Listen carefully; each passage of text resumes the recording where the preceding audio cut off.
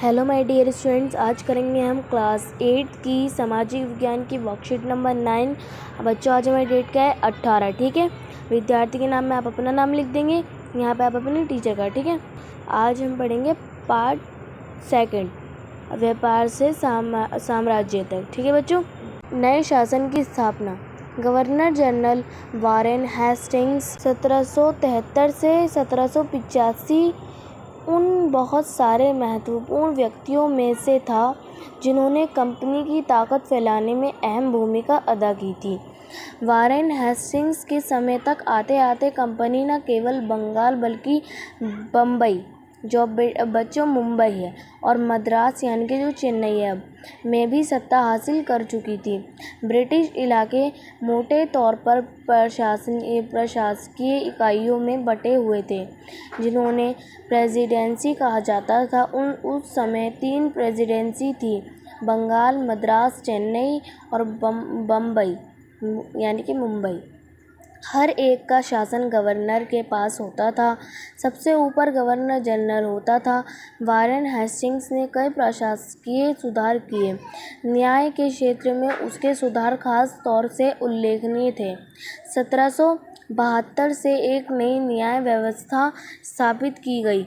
इस व्यवस्था में प्रावधान किया गया कि हर जिले में 2 अदालतें होंगी: फौजी अदालत और दीवानी अदालत। कौन सी बच्चों? फौजी अदालत होगी और दीवानी अदालत। दीवानी अदालतों के मुखिया यूरोपीय जिला कलेक्टर होते थे। मौलवी और हिंदू पंडित उनके लिए भारतीय कानून की व्याख्या करते थे। फौजदारी अदालतें अभी भी काजी और मुफ्ती के ही अंतर्गत थी। हिंदू कानूनों में समरूपता लाने के लिए 1775 में 11 पंडितों को भारतीय कानूनों का एक संकलन तैयार करने का काम सौंपा गया। N.B. हालहेड ने एक संकलन का अंग्रेजी में अनुवाद किया। 1778 तक यूरोपीय न्यायाधीशों के लिए मुस्लिम कानूनों की भी एक संहिता तैयार कर ली गई। 1773 के रेगुलेटिंग एक्ट के तहत एक नए सर्वोच्च न्यायालय की स्थापना की गई।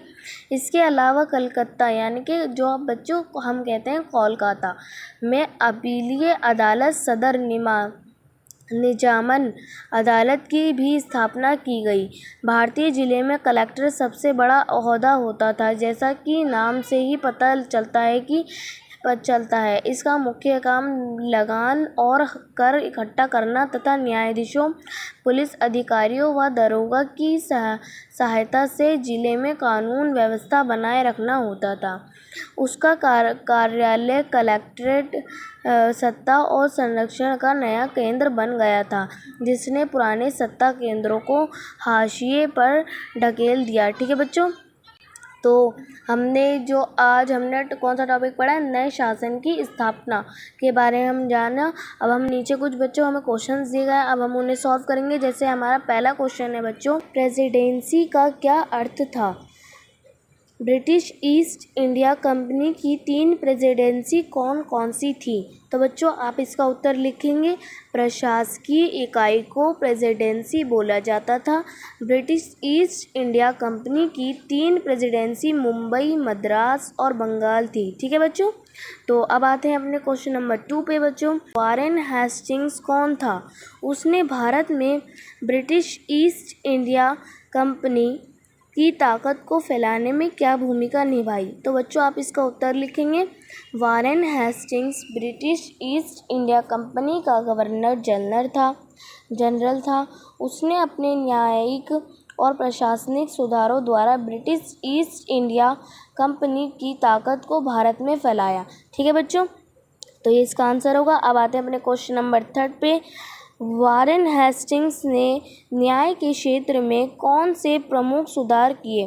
तो बच्चों आप इसका उत्तर लिखेंगे। वारेन हेस्टिंग्स ने न्याय के क्षेत्र में जिला अदालत की स्थापना की तथा 1773 रेगुलेटिंग एक्ट के तहत सर्वोच्च न्यायालय की स्थापना कर प्रमुख सुधार किया।